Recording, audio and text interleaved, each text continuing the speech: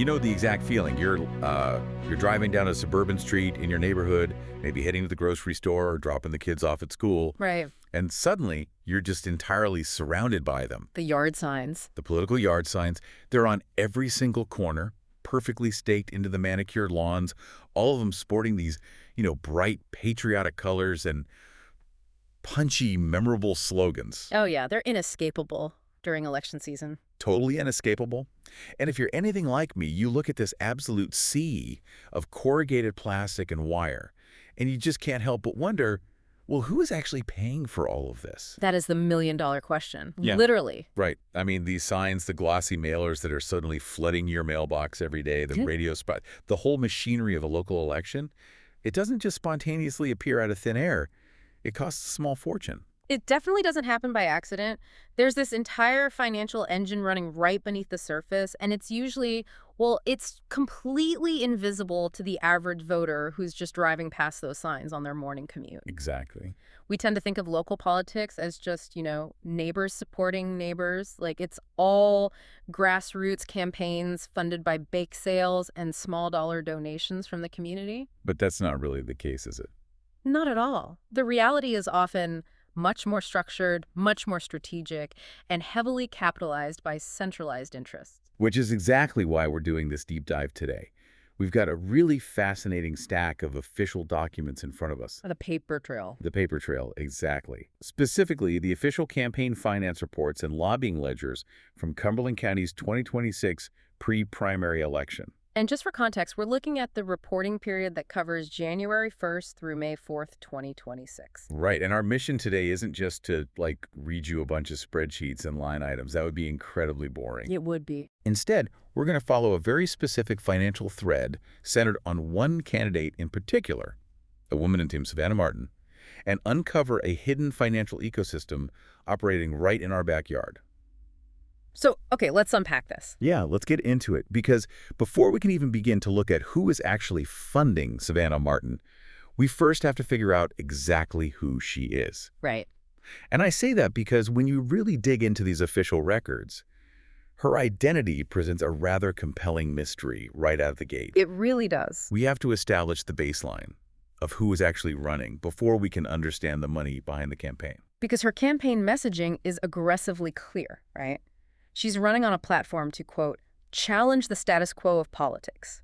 That's the public face. The outsider narrative. Exactly. She's presenting herself as the total outsider coming in to shake things up, the disruptor who isn't beholden to the entrenched system. But then we actually look at the official ledgers, and the first major twist drops. And it's a big one. It's massive. Savannah Martin was, until very recently, a paid lobbyist, working in Harrisburg for a firm called Triad Strategies. But here's the real kicker. Right, go ahead. If you go looking for a registered lobbyist named Savannah Martin, you won't find her. Which is wild. It is. Her official lobbyist ID, which is L69191, is registered under a totally different name. It's registered to Savanah Beeler. So Savanah Martin and Savanah Beeler are the same person? Exactly. And the paper trail gets incredibly interesting right here. The records show she actually completed a special administrative waiver form. A waiver. Yes, a waiver to use the name Martin on the election ballot instead of her registered legal lobbying name, Savanah Beeler. Okay, but does the waiver say why?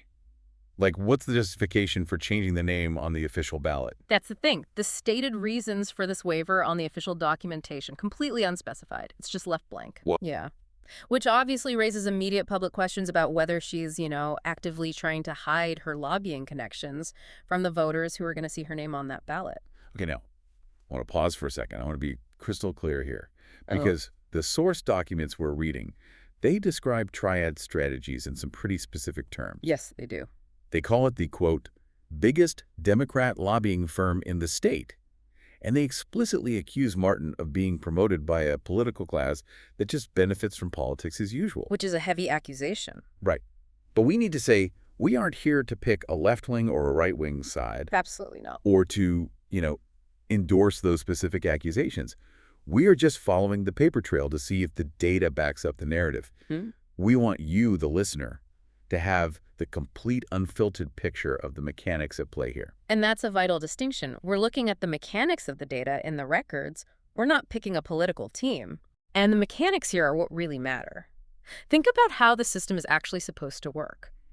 When a candidate has a documented, paid history in the lobbying industry under one name, and then utilizes a special administrative waiver to appear on a public ballot under a different name. It breaks the chain. Exactly. It inherently breaks the chain of accountability. It completely obscures the voter's ability to easily look up their professional history. See, I'm trying to wrap my head around the intent here because, I mean, people change their names all the time, right? Sure. People get married, they use middle names, they go by nicknames.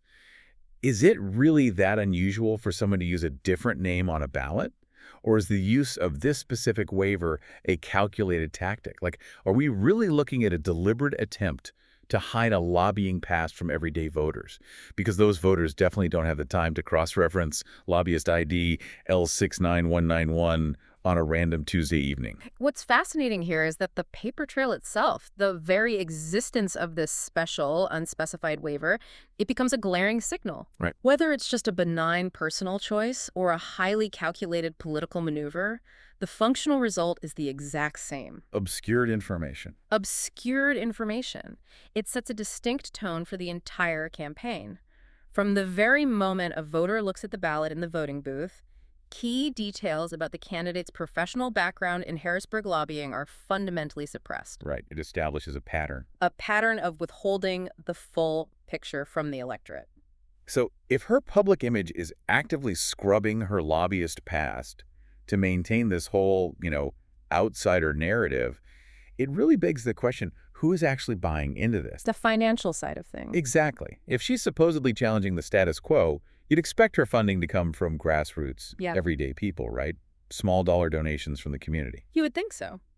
But when we pivot to the actual campaign finance ledgers, the grassroots donors are basically missing. Instead, we see something entirely different backing her up. Right. When you look at the 2026 campaign finance reports, the true financial engine behind Savannah Martin's campaign becomes painfully clear. The records show that a political action committee, a PAC, called the Operators For Skill PAC, gave a massive $7,500 direct contribution to Savannah Martin. Let me just emphasize that number. $7,500. It's huge. That is her largest direct PAC funding for this entire pre-primary reporting period.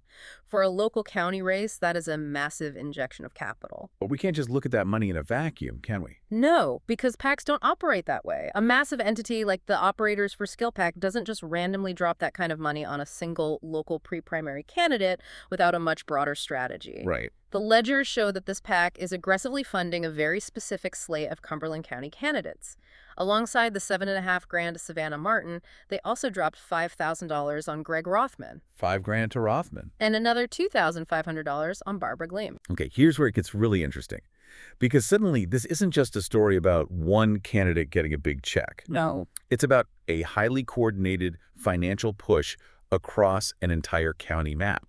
If we connect this to the bigger picture, this is the fundamental mechanism of how political action committees build regional power. They're buying a network. Exactly. They aren't just supporting Savannah Martin because they happen to like her yard signs or her stump speech. They're investing in a block. They are systematically placing financial capital behind a network of candidates who will presumably be sympathetic to whatever interest the Operators For Skill PAC represents. So it's a preemptive move? Very preemptive. By funding Martin, Rothman, and Gleam simultaneously, the PAC is essentially trying to secure a voting majority before the general election even happens. They are buying a coalition. Okay, so we have direct PAC funding building this block. Yep.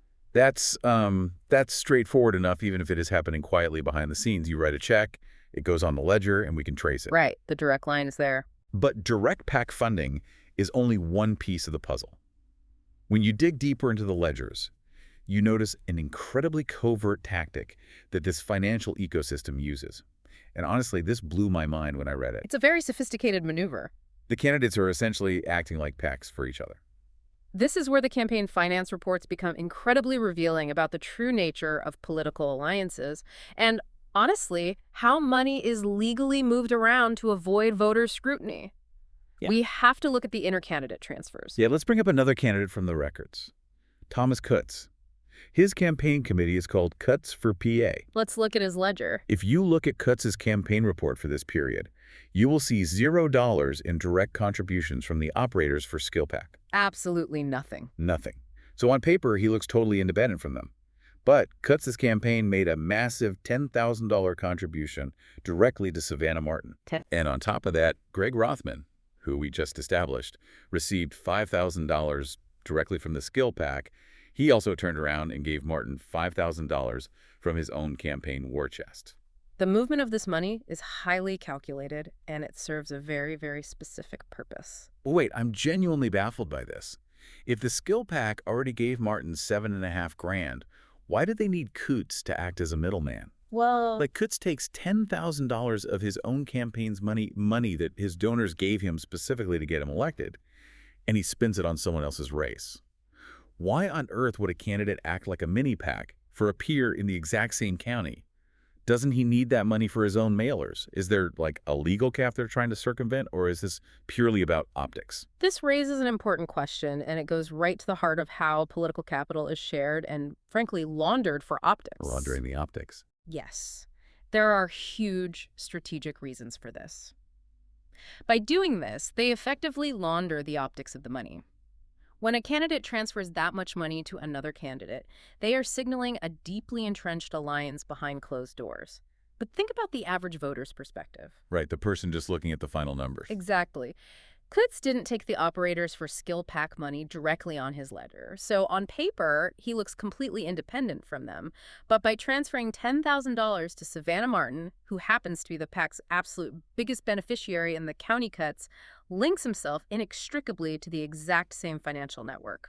So it's basically a massive financial shell game. That's exactly what it is. It acts as a shared financial ecosystem. When money pools in one candidate's war chest and then flows into another's, it scrubs the original source of the influence by the time it reaches the end user. Oh, wow. Think about it. If you're a voter looking at Savannah Martin's report, you see $10,000 from Thomas Kutz and $5,000 from Greg Rothman. It looks great on paper. It looks like local inter-party support. It looks like organic momentum from established local leaders. It creates this mirage of broad local support. But it's an illusion. Completely.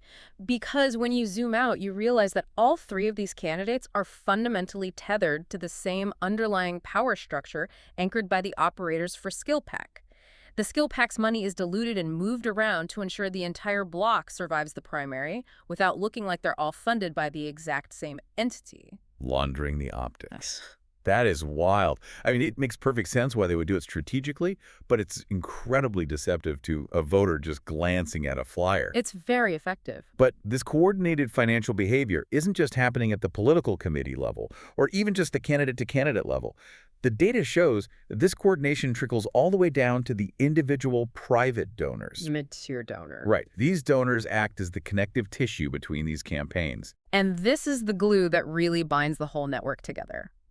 When you analyze the itemized contributions, specifically looking at that tier of donations between, say, $50 and $2,500, you start to see the exact same names appearing on multiple ledgers across this specific block of candidates. Let's run through some of these names because the overlap is staggering. It really is. You have Robert Schopfer. He gave $2,500 to Thomas Kutz, and he also gave $1,000 to Savannah Martin. Yep. Then you have Kingsley J. Blasco. He gave $500 to Barbara Gleim and another $500 to Savannah Martin. And it continues into the smaller aggregate donor tiers as well. You have Kelly Niderer and Raymond Palmer. Right, I saw them on the list. Both of them contributed in the $200, $250 range to both Greg Rothman and Thomas Kutz. And we can't forget Michelle Nestor.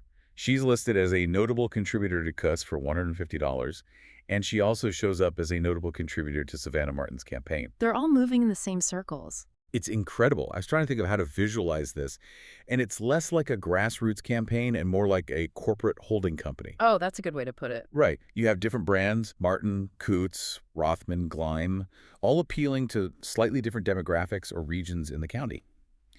But when you trace the capital all the way to the top, it's all being funded by the exact same board of directors And the exact same core group of investors. That's a perfect analogy. And the reason this matters, the reason you as a voter need to understand the mechanics of this holding company, is that this shared donor web proves that the support for these candidates is not just organic, grassroots enthusiasm springing up randomly across the county. It's totally engineered. When you see the exact same cluster of PECs, allied candidates, and private individuals funding a specific slate of politicians, you are looking at a highly organized, deeply intertwined coalition of interests.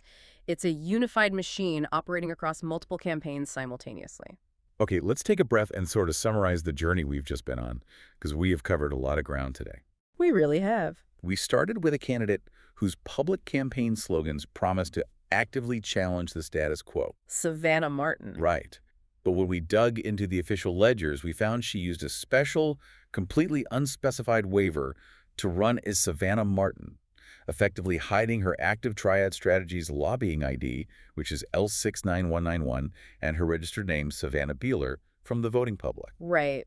We then followed the money trail to see who is actually backing that hidden identity. Exactly. We uncovered a massive financial ecosystem bankrolled by the Operators For Skill PAC, which poured thousands directly into Martin, Rothman, and Galame. The regional bloc. The bloc.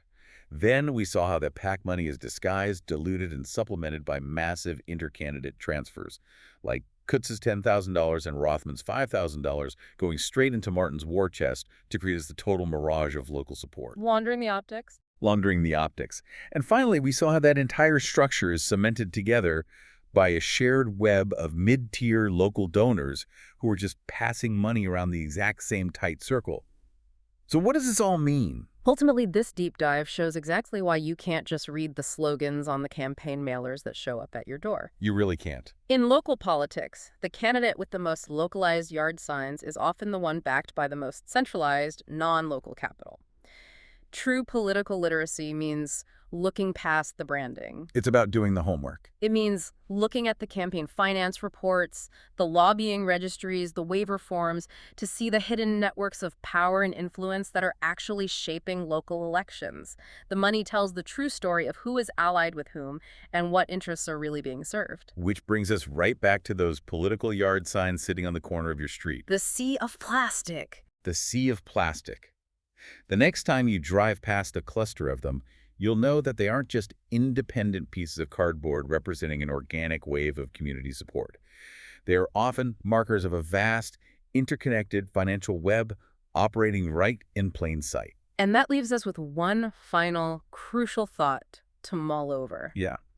We've seen how flawlessly this highly coordinated financial network operates to win an election, moving money around like chess pieces. But if this entire block of allied candidates actually takes office, what happens to local governance? That is the real question. When the dust settles and they are sitting in the seats of power, making zoning laws and budget decisions, do they serve the diverse competing needs of all their constituents? Or do they ultimately serve the closed financial ecosystem that paid for those seats in the first place? Definitely something to think about the next time you head to the ballot box.